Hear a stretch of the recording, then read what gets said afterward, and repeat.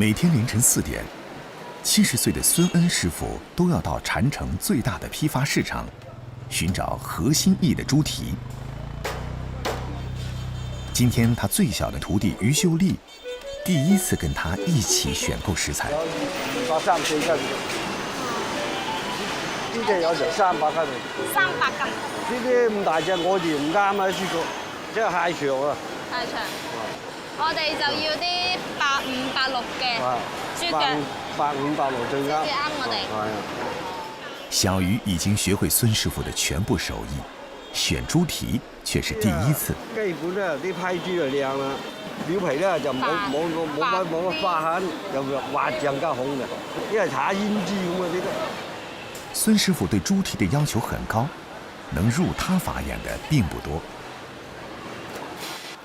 凌晨5點半，終於把豬蹄都搬上車。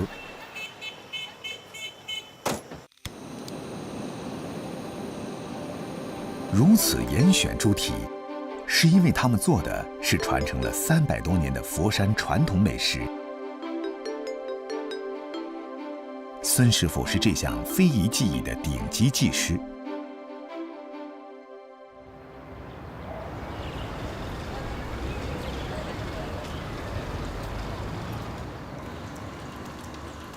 小魚最近要帶着這道名菜參加美食推廣展覽，孫師傅特地給他開小灶補習。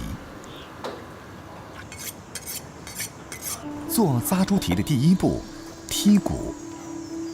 用利刀自上而下開一條口子，然後將豬腳骨剔出。整個過程必須十分小心，一旦豬皮劃破，破壞品相，就只能棄用了。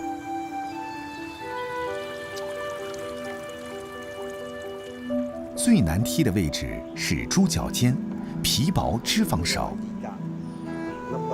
角度和力度稍有偏離，就會前功盡棄。慢慢拉刀啊！如果你出嚟咁撳就唔得，出嚟咁撳咧，又好容易將刀跣嘅，一跣咁咪就爛啦。師傅你睇幾靚？豬皮起得差不多了，肉餡兒也在同時準備着。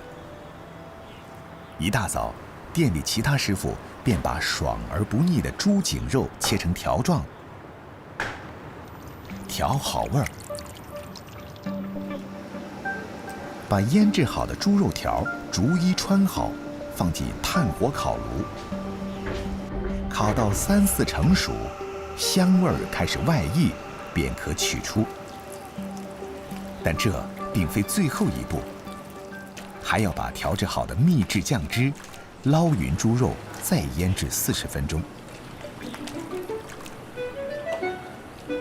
最後，把這些豬肉條切成10厘米長、3厘米寬的薄片。這些豬肉的加入，賦予了佛山韻扎豬蹄與其他豬蹄不同的風味。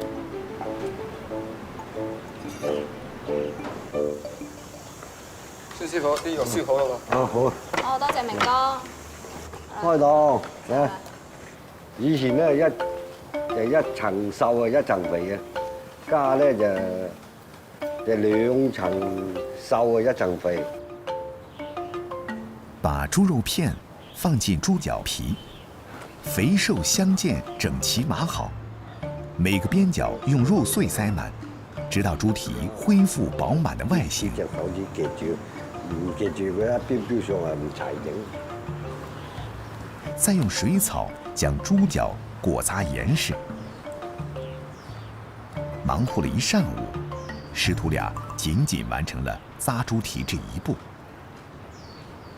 接下來，韻製即將開始。用30多種純天然材料製成滷水，再將捆紮好的豬蹄進入滷水中，用明火慢慢煮1個多鐘頭。一隻隻甘香美味的韻扎豬蹄出鍋了。不過，看着熟透的豬蹄，還不能夠大快朵頤。加番草，我喺條定型棍咧掹出嚟，再綁嗰啲新鮮嘅水草落去，咁啊靚仔啲。紮完咧就揾鹵水撈落去，2分鐘到咯。第一消毒，第二好味些少。韻不同于卤，前者用了香料赋予食物香气和味道之外，还利用了适当温度的调味液作为介质，为食物杀菌保鲜。把猪蹄切片，放进瓦罐中，淋入卤水，可以保存3、4个月。300多年前，这种手法就可以将佛山扎蹄带到远离产地的地方品尝。至此，佛山韵扎猪蹄名扬天下。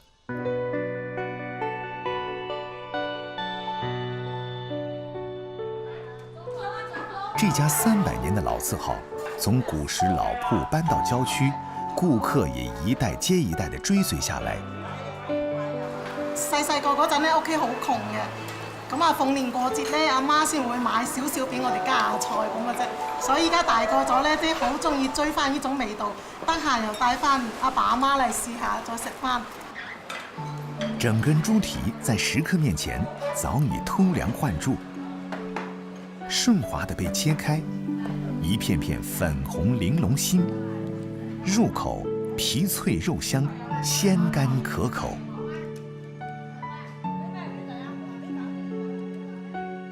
韻扎豬蹄的製作工藝有大小工序30多道，即使是熟練的老師傅，一天最多也只能做20多隻。孫師傅堅持這行已經30多年，但願意入行的徒弟越來越少。在與特殊學校多次聯繫溝通後，孫師傅終於迎來了他19歲的小徒弟，暫時保住了老字號的傳承。當然，要論只要味蕾過癮，哪管食材美醜的話，怎能不提蘆洲島上的跑海人呢？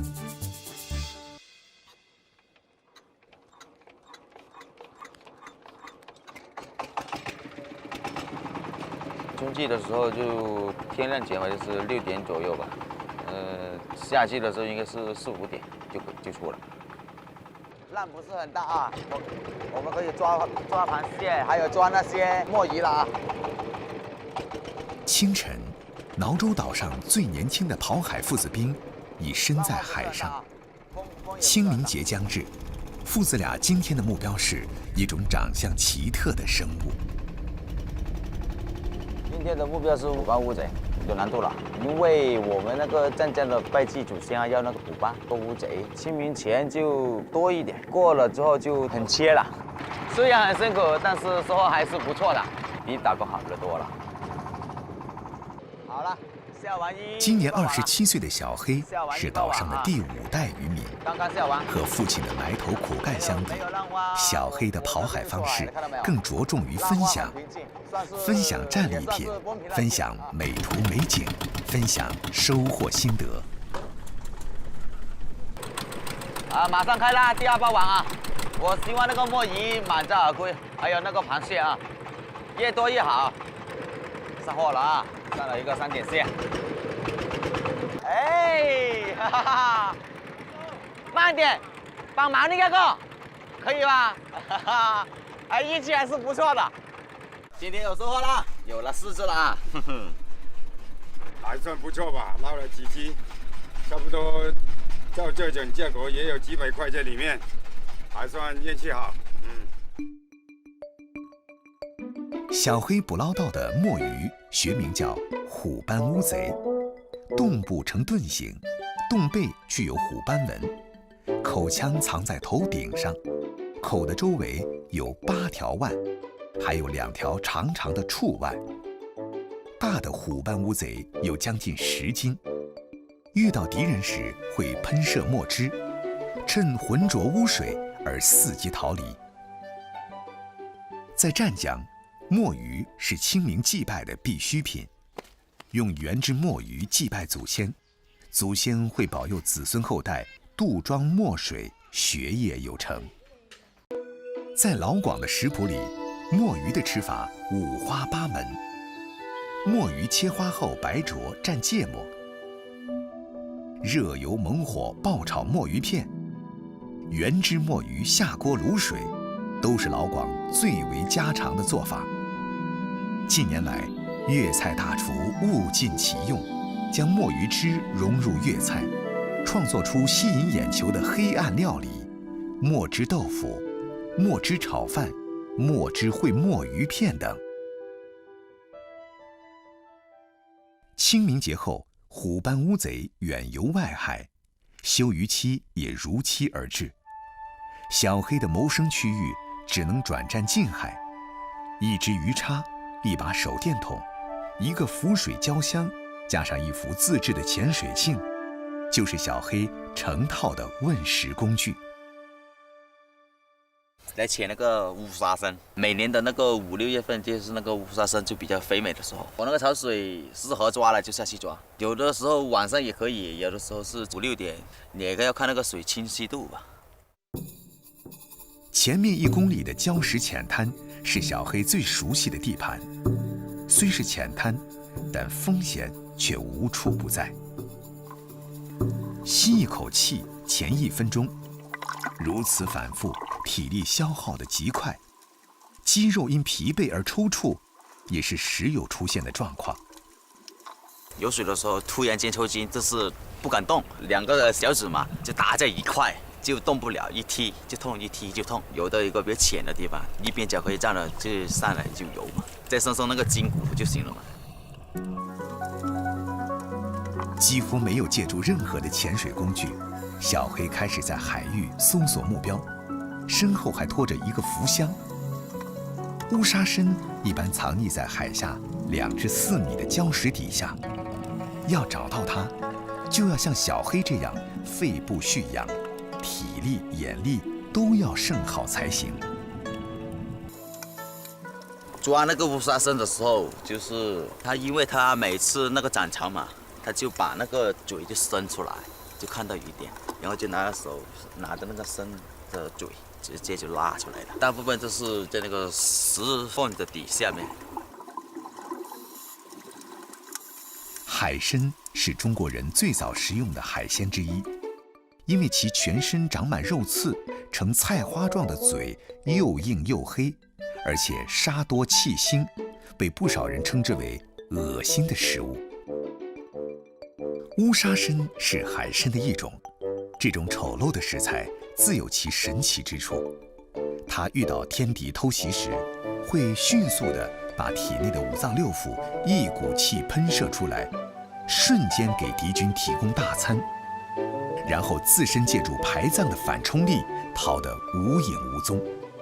而大约50天左右，它又会长出一副新内脏。一浮一潜，以扫雷般的视线进行地毯式搜索。休渔期后的第1潜，收获还算惊喜。上岸后的小黑匆忙赶往表哥的海产店，打包冷藏是保持海参鲜度的有效方法。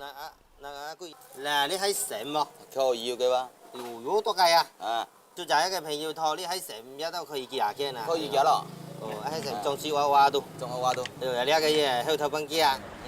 可以有開有嗬。開對對。在疫情的笼罩下，网络销售成了小黑和表哥的唯一出路。小黑每天跑海的渔获，绝大部分经网络销往外地。没想到，这反而比在当地的收入更可观一些。海参，这种被其他国家拒之门外的怪异食材，向来是老广家宴上的珍贵之品。葱爆海参、凉拌海参、海参蒸蛋，10个老广就有10种不同的烹饪方式。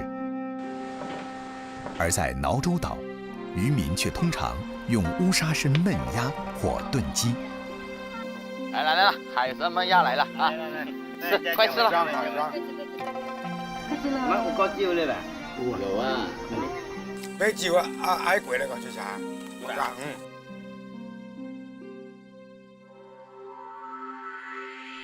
海洋是人类的粮仓，那些来自海洋的慷慨馈赠，从外表到风味，每每令我们惊叹，会情不自禁猜想，这一片深蓝里，究竟还隐藏着多少奇特的生物？要想得到海底世界的这一口鲜美，需要勤劳加勇气，技术加坚毅，才能换取。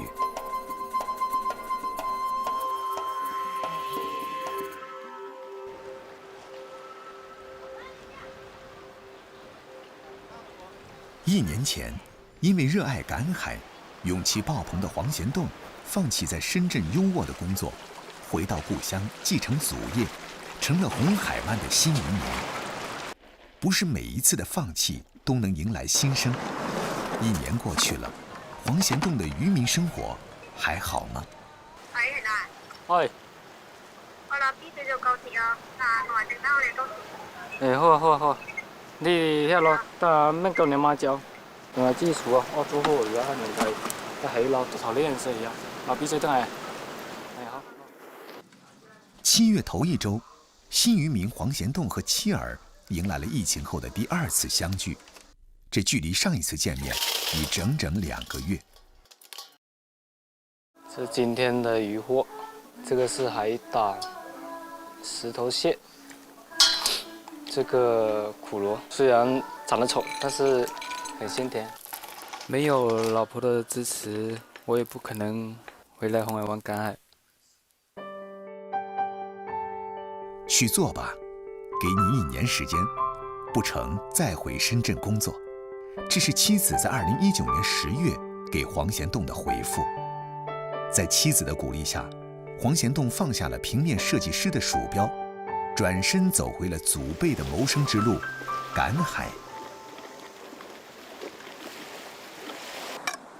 這邊資源豐富，我也喜歡做我自己的事業，拍視頻啊什麼的，把自己家鄉的美的一面，很好的一面，然後展示給外面的人看，然後讓更多的朋友來觀光旅遊。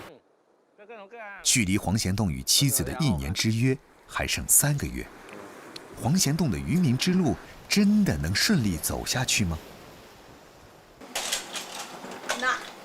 哎，看了，王價。石板燒油斑仔，海蟹砂鍋粥，清水煮苦螺。在過去的10個月裡，黃賢棟除了熟悉趕海捕魚的技巧外，還在烹調海鮮上下了不少功夫。點啫？啥？即係香嘅會冇啫？要啫。唔會吸金碟啊？我唔會啲啊。吸啲1年嘅時間熬幾日10個月嘅，春暖過呢一陣班。我感覺趕海咧慢慢啊，想轉變為別行新嘅技藝，做成日做工可能會較難簡單，但是時間還是唔是一創作嘅時候，靠家己去盡力去做咯。啊，做幾做，如果實在無變咧，喺度做唔起咧，天注定。我早有掛去導演來啊，伊困難去多看，我早多通去那件嘛。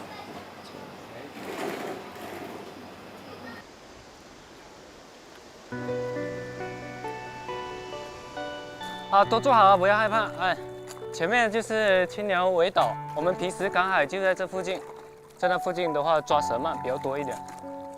這個地方呢，就形式由2個船槳加1個泡沫板改造而成的遊船，是黃賢棟回鄉後的謀生工具。由於跨海的流域水淺石頭多，當地漁民到青鳥魚島趕海，幾乎都依靠這種 DIY 遊船。蛇鰻呢，它喜歡在晚上才出來覓食。今天晚上的話，大概6點多我們才放地籠。啊，我們先過去那個點看一下啊，走。裝捕蛇鰻需要耐性和運氣，2者缺一不可。等待是登島之後的第1步，退潮期下籠，漲潮期收籠是慣有的裝捕技巧。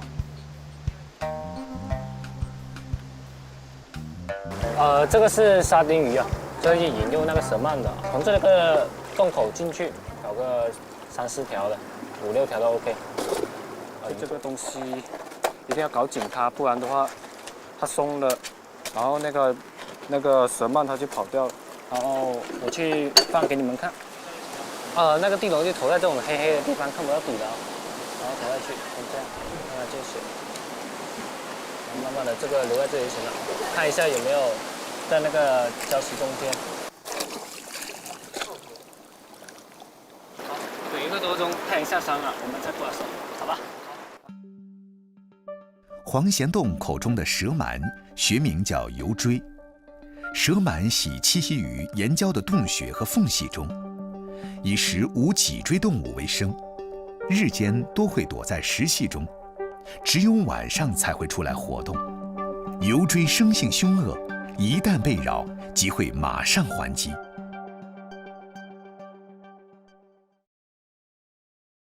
好，我们今天看一下有什么收获，抓了几只螃蟹，然后我们等会搞个粥。我看一下，哇，好重，估计这个有了。哇，一只，哇，哎呀，今天不错，那条挺大的。哎，这条有，估计有8、9条了。小的怎么处理？小的扔掉咯，扔掉。小的那个半生了，只能半生了。大了我们就拿去煮。晚上清蒸还是红烧？你们喜欢红烧也行，清蒸也行。清蒸吧。在红海湾烹煮蛇鳗最传统的方式是砂锅焖焗。蛇鳗的处理方式简单粗暴，一把盐巴撒下去，就能让蛇鳗不停翻滚，以此去除其皮脂黏膜。为了防止被咬伤，得先去头，再斩件。当地人会加上生粉、酱油搅拌均匀，下油锅让表皮炸至酥脆后起锅。另一边把备好的五花肉、姜、葱、蒜和辣椒爆香，待五花肉的肥膘油脂爆出后，即下蛇鳗和花生翻炒。与此同时，还得把砂锅烧热，把焖煮好的蛇鳗放进砂锅焗上3分钟。经历炸、炒、焖3个环节后，红海湾酱香焖蛇鳗正式出炉。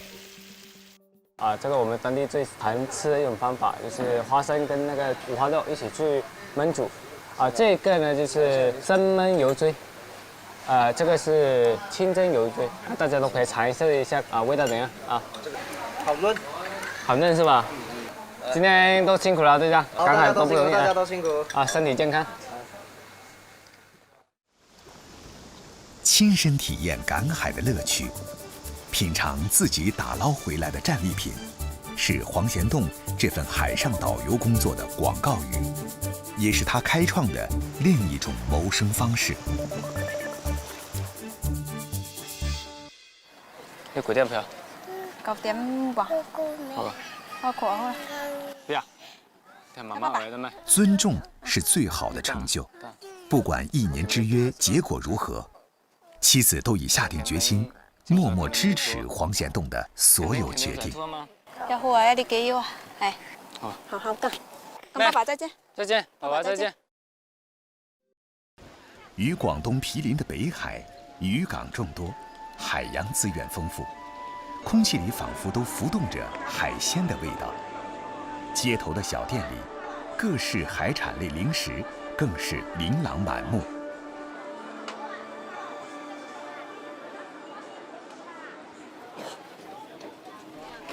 天微微亮，北海桥港镇的电建渔港已经是人头攒动，李世超也守在码头等候多时了。作为广西最大的渔港，这里每天买鱼商客络绎不绝。李世超的工作就是将渔货买下来，再转给各个餐厅、超市。每天只要有一条渔船回来，全部人都在这里围观这条渔船，等着他们上货，然后我们去采购，很夸张。包括我也一样，每天都是要跟他们挤。他们也很辛苦了，他们在下面一头鱼抽上来之后才能得1块钱。桥岗镇当地95%的人都是东南亚归侨和他们的后代，以渔业捕捞为主要谋生手段。最近起风，渔获很少。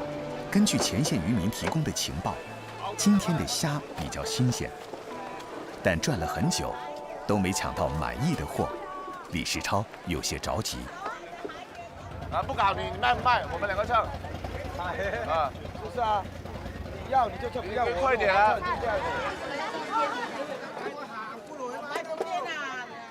买到了，买到了，买到了，买到了，这手货买到了。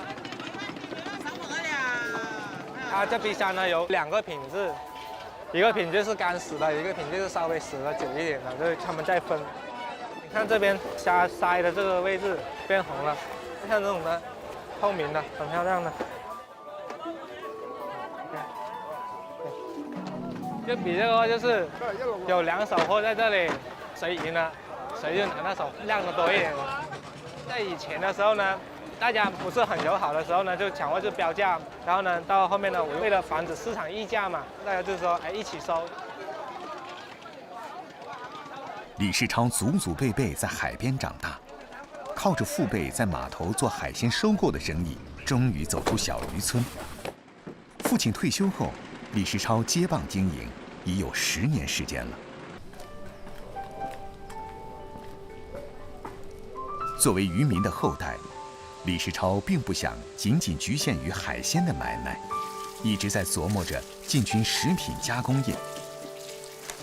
今天供货商送过来的野生海鳗，正好可以制作本地人最爱的鳗鱼丝。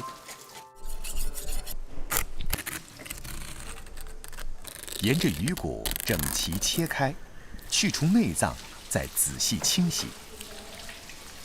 清洗它那些血水，不然的话它做出来之后它会有异味，那味道很难受，吃不了。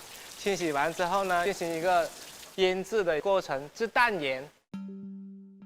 就像这样子，每条鱼都要铺上去很均匀的盐，让它保留它的水分不会丢失，鱼肉更饱满。一般的话，我们只是简单腌了半个小时之后就开始洗干净，拿它进去烘房里面烘干。所以我们本地人都喜欢吃这种鱼，我们逢年过节我们都是送这种的。经过2天的干燥，鱼肉变得紧实。10斤的海鳗大概能制成3斤鳗鱼干。我们为了好那一口呢，都自己做着吃。像我们男孩子的话，都会有一手这个手艺，因为它这个是喝酒的神器。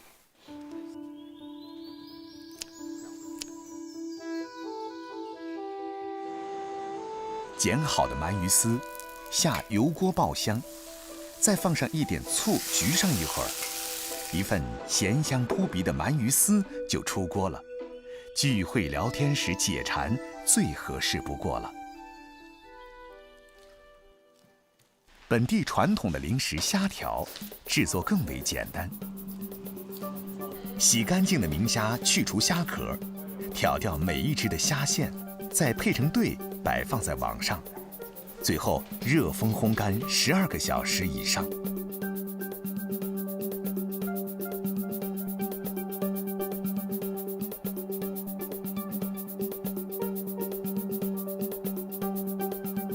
做好的虾条色泽金黄通透，零添加，不咸不腥，既保留了大海的鲜甜，又有嚼劲，成功完成了天然食材向零食的转化。在当地，除了这些原汁原味的零食，本地人还开发了各种海鲜的新潮吃法。莫坚玲就是个喜欢捣鼓新产品的90后。因为我们北海的海鲜大多数都是作为干货去销往全国各地，然后呢，我就想把这个海鲜的原汁原味呈现出来。八爪鱼等海鲜白灼，不同口味的锅底煮好冷却，倒进海鲜冷泡入味儿。真空打包后即拆即食，既保留了海鲜的鲜甜，又迎合了现在年轻人多元化的口味。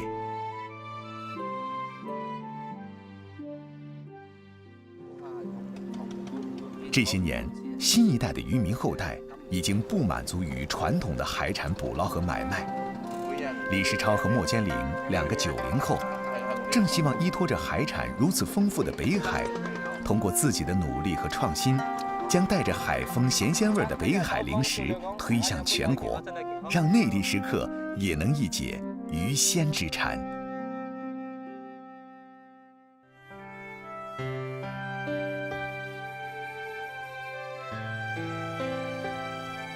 一年四季花样翻新的水果，是老广们幸福生活的源泉之一。7月，盛夏的广东迎来了水果的丰收季。乐昌市的黄金奈李达到了1年的收获高峰，厨师们将奈李变着花儿样入菜。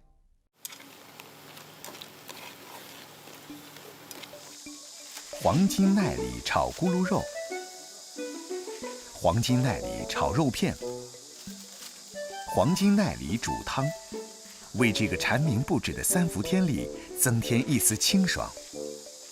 除了水果和入菜，黄金奈李还是这个季节最耀眼的零食明星。清晨5点，九峰镇茶料村的李彩雄和妻子谭四香已经忙碌了起来。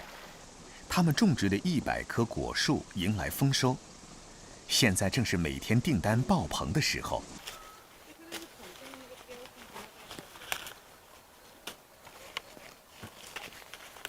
黎叔他们采摘的黄金奈李，已经在袋子里默默生长了2个月，1年1产，加上只有短短15天左右的赏味期，决定了它物稀为贵，可以卖到10几块1斤。你看这个金黄色的嘛，里面也很漂亮了。其实10年前，本地产的还只有青奈李，当地村民从苹果套袋技术上吸取灵感，在青奈李的生长期用特制的袋子套住，成熟后的奈李不仅个头大，还摇身一变穿上金黄色的外衣。以前的水分多嘛，果子很容易裂，把它套住不用打药了嘛。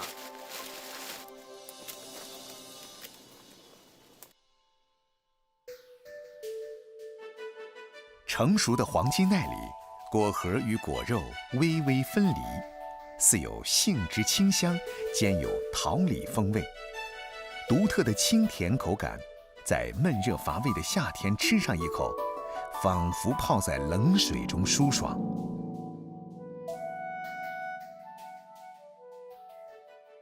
九峰镇是广东果蔬种植大镇，每天一早采摘的水果将第一时间被等候在果园边的收购商们送到各地。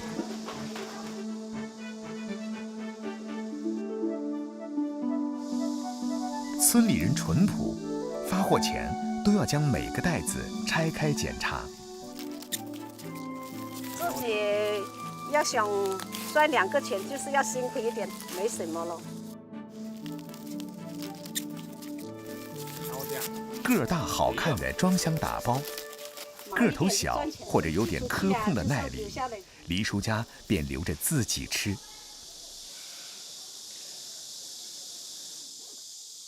这些年，家里的孩子都在外打工，只能周末才回家来。李婶和婆婆想赶在周日前做好一批果干，给孩子们当零食吃。好甜啊！挺好甜的。新鲜的黄金奈李一般只能存放3、5天，本地人最直接的保存方式便是切开来晒。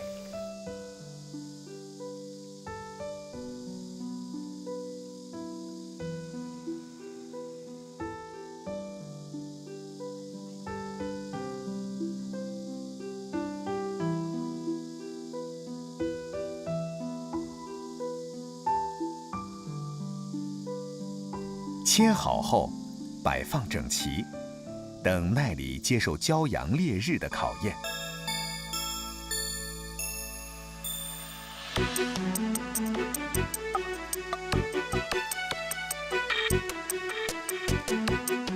因为自身酸甜得宜，所以不需要任何人工腌制，便能成为好吃的黄金耐力干。果肉柔韧，入口无渣，还有柔和自然的果香，咬一口就上瘾。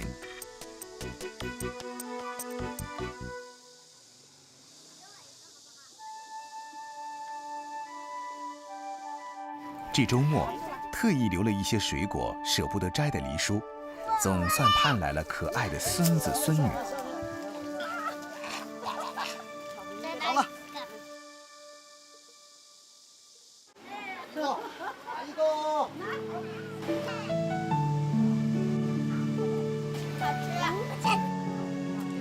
丰盈的甜蜜果汁，在口腔中绵延流淌。黎叔一家4代同堂，子孙绕膝，忙碌劳作后的幸福，莫过于这一刻。